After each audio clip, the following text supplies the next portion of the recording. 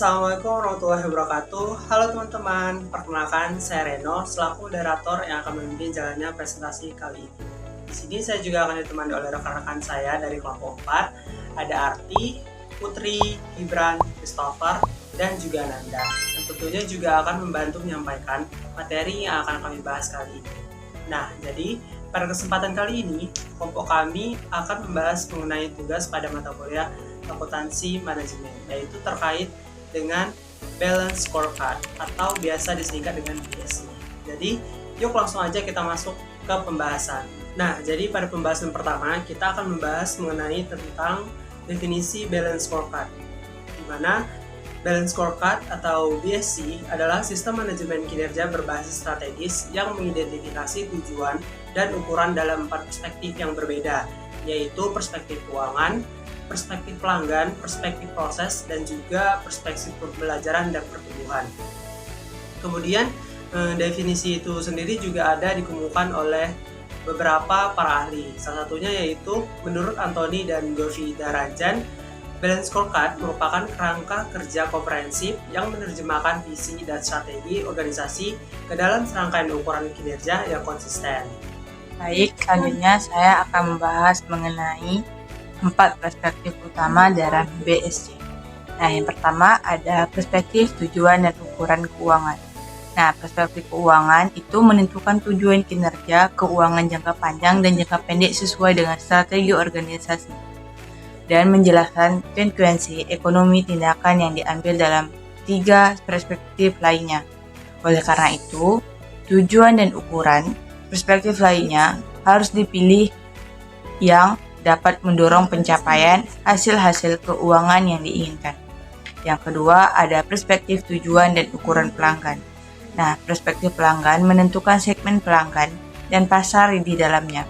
Unit usaha akan bersaing dengan menjelaskan bagaimana nilai akan dicapai bagi pelanggan. Perspektif pelanggan merupakan sumber pendapatan bagi tujuan keuangan. Selanjutnya ada perspektif tujuan dan ukuran proses. Nah, di perspektif ini, proses bisnis internal merupakan proses internal yang diperlukan untuk memberikan nilai kepada pelanggan dan pemilik. Proses adalah cara bagaimana strategi dijalankan. Perspektif proses mencangkup identifikasi proses penting yang diperlukan untuk mempengaruhi keputusan pelanggan dan pemegang saham. Yang terakhir ada perspektif tujuan dan ukuran pembelajaran dan pertumbuhan. Nah, perspektif pembelajaran dan pertumbuhan ini, atau biasa disebut dengan infrastruktur, ini menentukan kemampuan yang dibutuhkan perusahaan untuk menciptakan pertumbuhan yang dibutuhkan perusahaan dan perbaikan jangka panjang.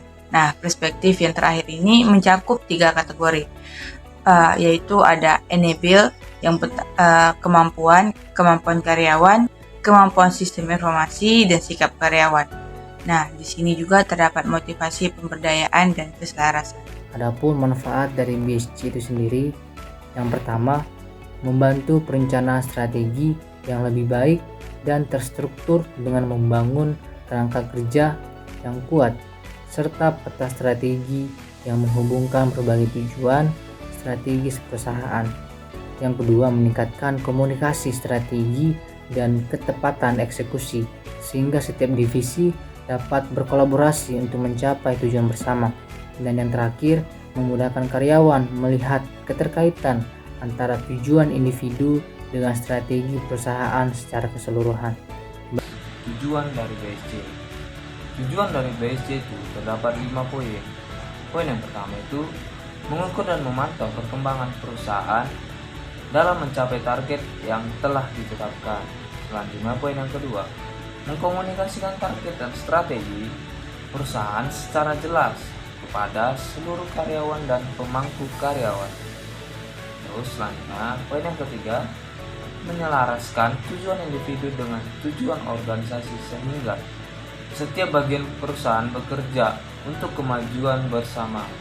Selanjutnya yang keempat, membantu menentukan prioritas proyek, produk, dan layanan yang akan dikembangkan.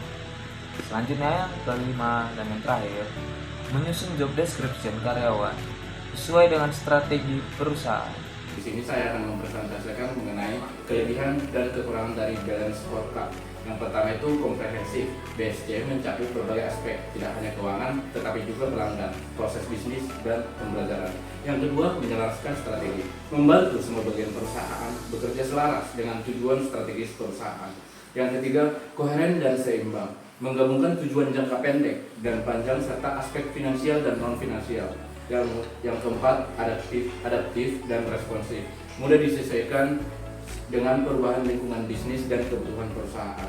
Yang kelima, memudahkan evaluasi, memberikan alat ukur yang jelas untuk menilai kinerja dan pencapaian tujuan. Untuk kekurangan dari balance scorecard ini, yang pertama, korelasi lemah antara ukuran. Hubungan antara indikator kadang tidak kuat atau tidak relevan. Yang kedua, fokus berlebihan, bisa membuat perusahaan terlalu banyak fokus ke detail tanpa melihat gambaran besar. Yang ketiga itu kompleksitas implementasi, penerapannya cukup rumit, terutama untuk perusahaan kecil atau yang belum siap sistemnya. Yang keempat, terlalu banyak pengukuran, banyak indikator yang harus dipantau, bisa membebani manajemen. Yang kelima atau yang terakhir, kurangnya mekanisme perbaikan. Tidak semua perusahaan menyiapkan sistem tindak lanjut atau perbaikan dari hasil evaluasi BSC. Baiklah, di sini saya akan menjelaskan studi kasus tentang materi yang telah teman-teman saya paparkan. Di mana latar belakang dari studi kasus ini adalah toko roti Sweet Beauty adalah usaha kecil menengah UMKM yang menjual roti dan kue rumahan di kota Bandung. Setelah berjalan selama 2 tahun, pemilik ingin mengevaluasi kinerja bisnis secara menyeluruh dan menetapkan strategi jangka panjang menggunakan metode Balanced Scorecard atau BSC, di mana penerapan Balanced Scorecard ini di Sweet Beauty yang pertama itu adalah perspektif keuangan, di mana memiliki tujuan meningkatkan probabilitasnya.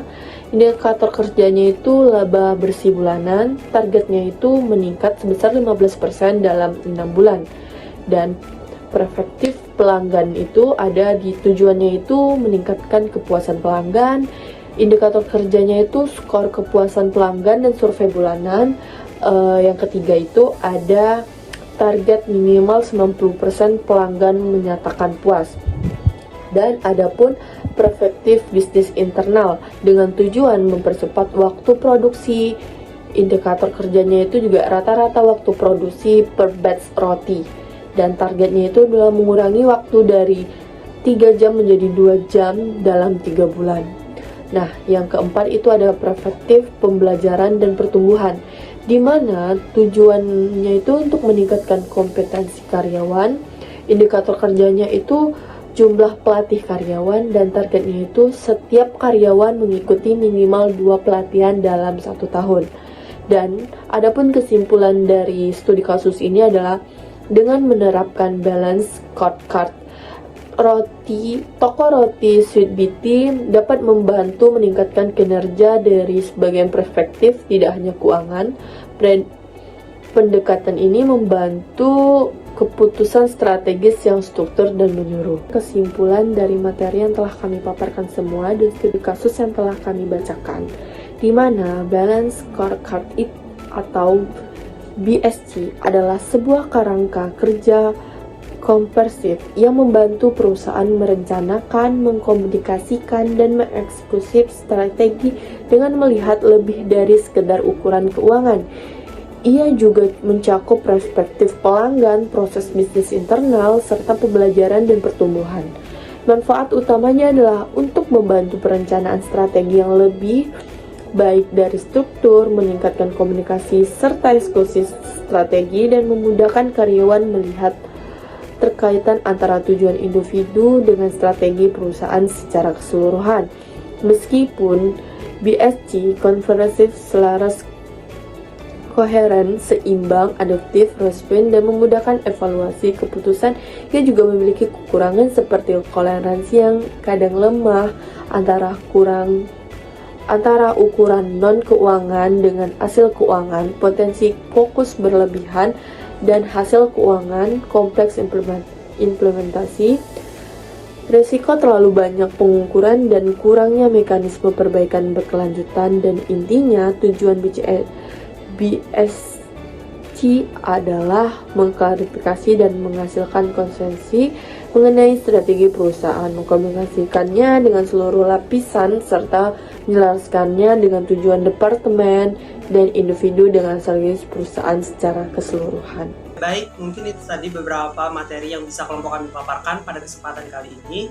Kami harap apa yang sudah kami sampaikan bisa bermanfaat bagi teman-teman sekalian. Saya juga mewakili rekan-rekan saya memohon maaf apabila terdapat kesalahan dalam penyampaian kami tadi. Akhir kata, saya ucapkan terima kasih dan wassalamualaikum warahmatullahi wabarakatuh.